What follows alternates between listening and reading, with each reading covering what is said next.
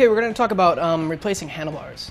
So this could be quite an involved process, so you may want to talk to a professional because there's different size clamps, different size stems, different size handlebars, all different types of things.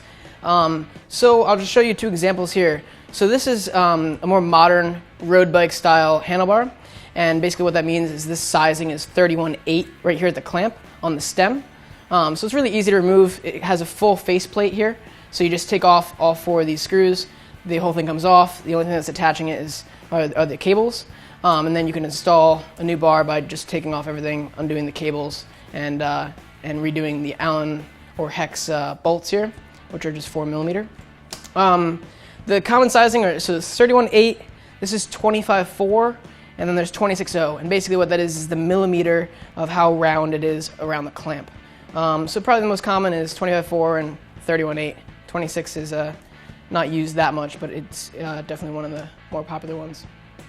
So taking off this one is really easy. This one is a little harder. This is a quill stem. And basically with a quill stem, what you're going to need to do is you're going to undo this bolt right here, which is just a 6mm bolt. Sometimes you have to use a wrench. There's a couple different types that you have to do. And then you have to actually slide the bar all the way through because it doesn't have a faceplate that comes off.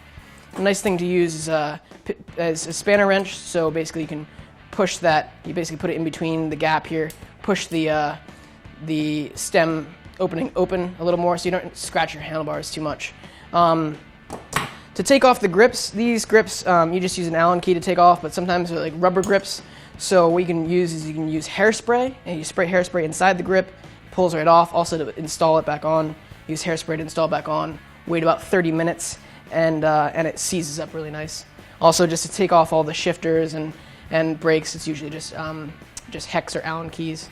And basically, when you're installing a new handlebar, you want to make sure that not only the clamp size on the stem is correct, but also the clamp size where you're putting the shifters and the brake levers. So obviously, this brake lever right here is a much larger clamp than this brake lever right here. So you may want to ask a professional mechanic what size brake lever you'll need for each handlebar. Okay, so with the two different styles of handlebars that I have right here, obviously one is a cruiser bike, the other one is more like a road bike. So basically there's tons and tons of different styles of handlebars. It's more of about your comfort and also what style of riding you're going to be doing. So if you have a drop bar like this, basically it allows you to do sprints, meaning you go really fast, get more aerodynamic, get lower.